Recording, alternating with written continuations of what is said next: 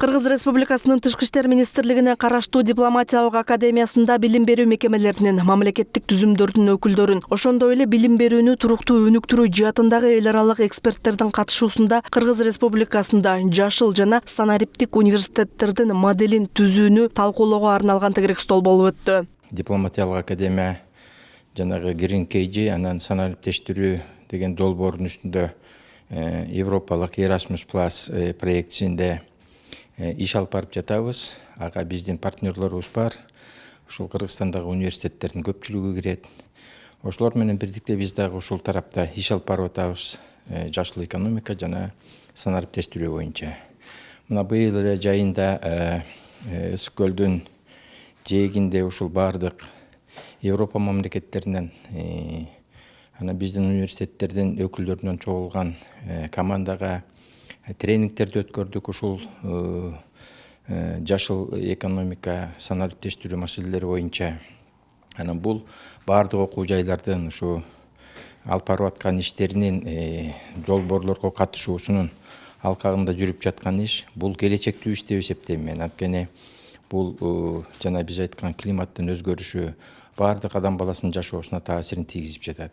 Эл аралык ири Erasmus Plus Green KG долбоору өлкөдөгү алдыңкы 10 университетти камтыйт. Долбоор жогорку билим берүү системасына туруктуу санариптик чечимдерди киргизүүгө багытталган жана бул Кыргызстандын билим берүү чөйрөсүн модернизациялоо процессинде маанилүү роль ойнойт. Проект былтыр ноябрь айында башталган жана 3 жылга созулат.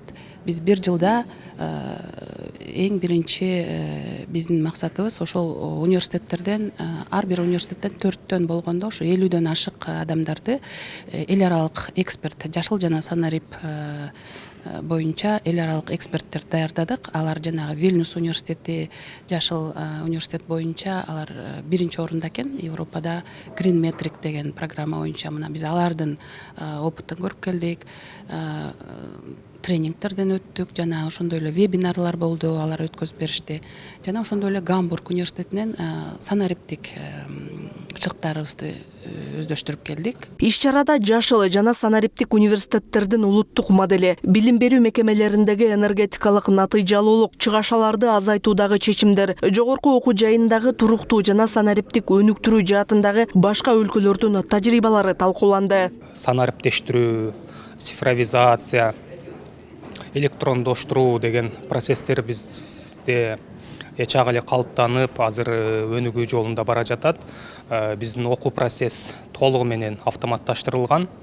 Мындан мурдараак биз Авен электрондук платформасын колдонот болчубуз, бирок былтыртан баштап биздин өзүбүздүн программисттер жаңы платформа, жаңы электрондук системаны Маеду деген иштеп чыгышып, азыр бардык биздин окуу процесс ушул Маеду платформасында жүрүп жатат. Эми бул калыптануу жолунда деп да айтсак болот. Жашылдандыруу боюнча дагы биздин университет бир топ алдыда алгылыктуу жумуштарды алып барып жатат. Жашыл экономиканы өнүктүрүү боюнча, санариптештирүүнү жакшыртуу боюнча көп иш-чараларды өткөрүп атабыз. Андан тышкары жашыл офис деп ушул проектинин негизинде ачылды. Ал жашыл жана санариптештирген офисте студенттерибиз ошо бизнес стартаптарды, экологиялык проектлерди жана ошол жашыл экономиканы өнүктүрүү боюнча ар кандай проект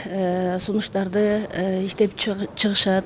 Андан тышкары мугалимдердин ушул жашыл экономиканы өнүктүрүү боюнча квалификациясын жогорулатуу боюнча иш-чаралар жүргүзүлүп турат.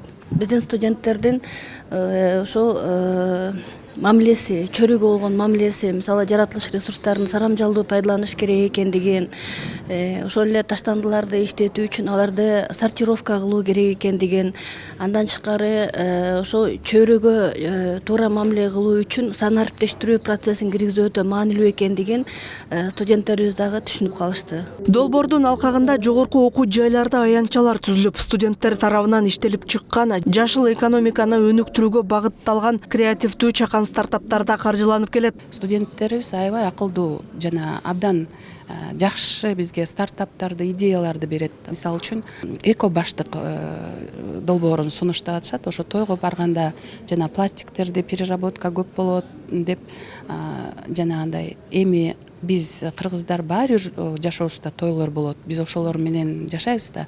Анан биз ошол нерсени кабыл алып, бирок баштыктарды колдонгондо эко баштык баягы мурунку апаларыбыз колдонгон сыяктуу биз тамырыбызга кайтып, апалар айтчу эле кристалл баштык депчи, ошол сыяктуу эко баштыктарды тигип атышат. Бизге машинка алалык деп долбоорлорун берип атат.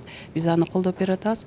Алар ошолор аркылуу өздөрүнүн ата-энелерине дагы, туугандарына, тааныштарына таратып, биз ошо аркылуу дагы проектибизди жайылтып, Кыргызстандын жашыл жана санарип өнүгүүсүнө салымыбызды кошолу деп атабыз да. Ал эми күндүн экинчи жарымында учурдагы климаттык өзгөрүүлөрдү жана алардын экосистемага, экономикага жана коомго тийгизген таасирин баалоо, ошондой эле туруктуу өнүгүүнүн негизги кыйынчылыктарын аныктоо, жаратылыш ресурстарын натыйжалуу пайдаланууда чечимдерди иштеп чыгууга арналган конференция болуп өттү. Жыйынга окумуштуулар, жогорку окуу жайлардын окутуучулары, практиктер, мамлекеттик жана жеке уюмдардын өкүлдөрү, коомдук ишмерлер катышып практикалык сунуштарды иштеп чыгышты. Зарема Жейналиева, Гүлчоро Казымкулов, Азия ТВ, Бишкек.